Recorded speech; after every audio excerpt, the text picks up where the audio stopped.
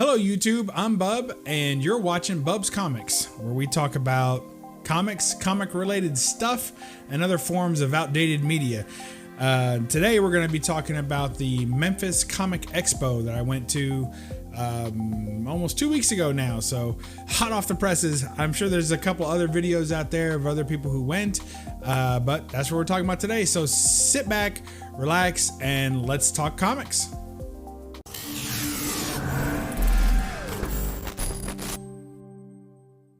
All right, so first off, I want to say it was a great time. Absolutely fantastic show. Definitely worth going. I'm going to show off some books that I got. Got a couple of prints, which I don't generally pick up, but I'll explain that. And then be sure to stay to the end to see my original art that I commissioned while I was there. So first off, the show was fantastic. Very short recap of our weekend. We left work Thursday, headed straight to Memphis, about a 5.5 hour to 6 hour drive for us. I mean, it was a big one, but totally worth it. We had a great time. We stayed at a neighboring casino in Arkansas. That was a lot of fun. And then we came over the bridge and went to the convention. We saw Graceland and went to Beale Street and enjoyed some blues. So just a fantastic trip. My wife and I went on, and she was kind enough to let me work it around the Comic Expo, which was happening Saturday. Buddy of mine, Victor, over from Gator Guard Comics, was there. And of course, he does the comic cases, so you guys have seen those featured on the channel many times. Most of my original art is in that, and I picked up a few more from him while I was there this weekend, so I could get the rest of my original art put in there, comic art. So first off, let's make me small and get to the haul. Yo! All right. Let's take a look here. We have, forgive me, because this fella did not give me his card. I asked for it. He didn't have one. But this guy had some prints there, and he had some real big ones, like giant size. And I think he had some original art for sale, but it was quite pricey. I would have bought this one if it was affordable, but I don't think he had this one available. But they were mostly prints he was selling, and I asked him if he could do any freehand work, but he declined. So it was kind of late in the day by the time I found him. But look at that, Laura Croft. That's everything Bub likes right there. So I don't generally pick up prints, and the reason that I don't is that they're kind of like, I see people put prints up of comic covers that they really like, and I've decided to not do that. So for me, I'm going for originals. I'm going for the comic. If anything, maybe I would do, I don't even hang up reprints. Like, I don't even do that. So, I try to get closer to the original publication if I can, even if it's worn and torn. And I don't really have the wall space for giant posters and things of that nature. And when I do, there's stuff like an original Foom poster, some original comic art, and actual comics. And that back there, the movie posters, that's about as close as I get to stuff like that. But this guy had some, I don't know what that is, probably a 4x6 or something like that. And I was like, that's genius. I love the size. You can fit it in a small frame or a photo album or something like that. So I'm going to start collecting some of these and put it in a little, now I asked him to sign it. It already had a signature here, of course, naturally from the print itself, but I did have him sign it up here as well. So great little artist. He did a good job. Can't beat some Laura Croft. I'm a fan. You can see he got the guns right on the hips, the belt buckle. Good ab work. A lot of artists don't know how to do stomachs. I think it's difficult. He did a great job. Of course, everything else is on point, if not 2 points. Look at that. That's fantastic. I am really digging that. All right. Next up, we have another one that he did. This one is of April O'Neil, and it was the one that caught my attention first. Check that out. That's fantastic. He did a great job on this. Do the close-up roll. Like I had the watch to match, the little turtle watch going on there. Channel 6 News. April O'Neil reporting. That is great. So guy did a good job. If I come across his name, I might throw it up here somewhere, but that's what we did. Okay, then I was trying not to pick up a bunch of books, but you know how it is. Old Bubs has got to restock the coffers. So here is Jet Fighters number 6.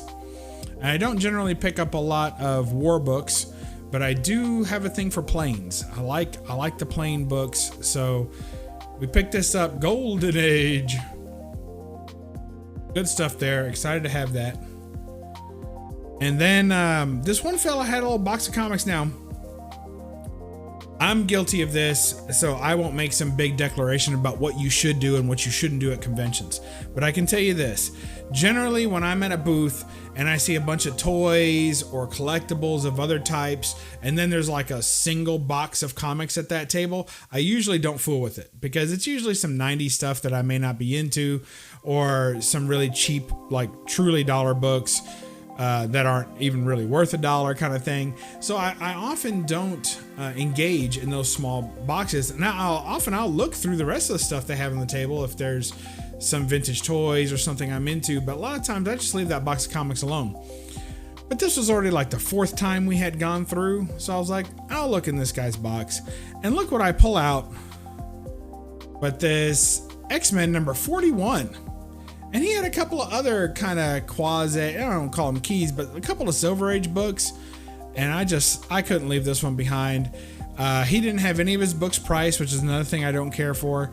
But I asked him how much he wanted for it. He gave me a usual type story. It's not his. He's selling it for somebody else. He inherited the box kind of thing. And the box really seemed very random. Like it had modern stuff. It had some Silver Age, some Bronze Age. It was really tough to get whoever the main collector was. Like, what am I looking at here? But we ended up settling on a price on this. I picked it up for like $10. And that's about where I needed to be on this book in order to appreciate it, because it is pretty rough. It's going to need a good cleaning, and I don't even know if that'll do it. I might practice some of my wet cleaning on this X and see how that goes. It'd be a good book to test out some wet cleaning. Nice Silver Age. It's hard to get some good stained Silver Age books that you think might turn out nice, but this one might do well. So it's complete, and it's actually shockingly attached at the staples and everything. So, but there you go. X-Men number 41, $10, not bad. Another one, this book I think was listed for 15, and I talked the guy down to 10. Now he had quite a big booth and a lot of comics, and prices were all over the place. Not that they were bad, just that he had some pretty expensive books, and then he had some less expensive books. This was like in his wall books that weren't on the wall, which are my favorite boxes. Those are my absolute favorite boxes. When you come to a convention, there's a big set of wall books, and it's really large, like a large wall, like it's holding maybe more than 50 books easily.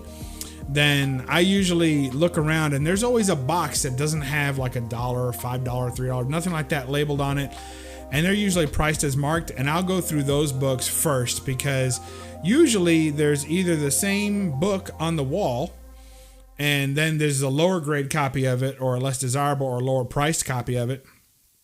Or they're just books that for whatever reason they didn't think would sell at this convention, or weren't as good as the other books that they had up. And so to me, as a discount buyer, that tells me they might be willing to make a deal. So not only will the books be lower priced, but a lot of times you can work with the dealer a little bit to get an even lower price than that. Because if they really thought that book was going to sell, and they really thought it was a hot book and that they would have no problem getting what they asked for it, they'd have put it on the wall and something else would be in the box. So that's my thought process. So I always try and wheel and deal on those books. I try and wheel and deal on all books, but I feel like I have better success with books that are below the wall in the bin. And this is one of those. Captain America number 111. I'm trying to complete. I hadn't really advertised it. Metarog was my good buddy Roger. Shout out to him on the No Faces chat Monday night. So he was going after a run similar to this. I don't know where he was on it. I think he was trying to get maybe the whole first however many. But I'm just trying to collect the Kirby cap in the beginning of the run, and then move on through the Steranko era, and then I stop. So I think that's somewhere around 113 or 14 or something like that. And I have most of them. I'm only missing 1 or 2. So this was one I was missing. It's kind of going to be a placeholder. As you can see, it doesn't get much more sun faded than this. This is about as faded as it can be. Probably had a price sticker left on the bag in its original bag. So while it was laying in the sun, just the top of the end is still colored and everything else is completely faded. But it kind of has a cool look to it. So I'm digging it. I'm going to keep it as a placeholder until I get another copy. And then it'll be back on the rack I got that for $10 also. So let's see. Okay, so now we're up to some signatures. Dan Parent was there, and he is an artist for Archie Comics primarily. I'm sure he does some other stuff, but I had a couple of books that I had picked out and purchased before the convention in order to get signed by him. So this is the first one here, Star Trek number 52, and it's the Archie cover month for IDW, and it's got this cool Archie cast by Dan Parent as Star Trek, and that's just too cool to ignore. So I got that, and there it is, his signature, Dan Parent. So thank you, Dan, for that. And then they also had this cute little Halloween fest, comic fest with Sabrina, and the classic malt shop three-way that they do on those covers. And it's got Sabrina floating above with her extra long straw dipping into Archie. So there you go. And he signed it up here, Dan Parent. So thank you. And then also this Kitty Die, Hollywood or Bust. And I love this kind of stuff. It's cutesy, it's alien and space related. You see the little fella there and the little lady there, we'll assume. And who knows what he's pointing at. Saying get her, some more tentacly type monsters. Look at the sparkle on those boots. That is fantastic. A little star for a beauty mark. So Die Kitty Die, Hollywood or Bust, number 4. Digging that. He really got excited when I showed him that. He thought that was really cool. He liked that. And here's the commission that I asked him to do. I have a Wonder Woman blank book where the whole thing is blank. The front cover, back cover, and every page in between is blank, right? So DC put these out a few years ago.